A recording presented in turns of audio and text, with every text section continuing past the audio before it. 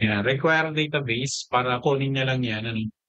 Tapos DB is equal to new database. So yung instantiation ng ating class, which is ito, no, yung database. Tapos insert result equals to DB create, kasi meron tayong create doon. Ano? Tapos users, sa users table natin i-insert. Tapos yung ating name ay equal to Juan de la Cruz.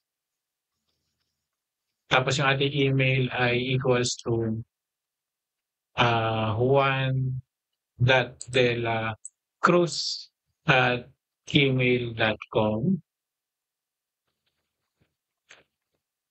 Okay, so if insert result success, ibig sabihin pag true yan, echo tayo na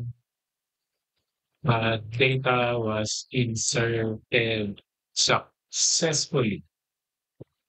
Okay, so else, echo tayo ng data insert failed.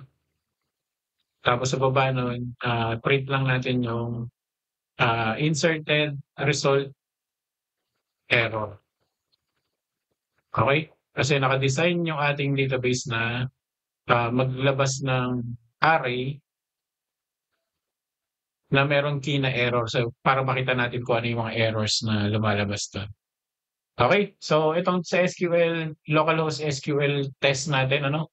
Lagay lang natin dito yung process.php. Yan, data was inserted sa...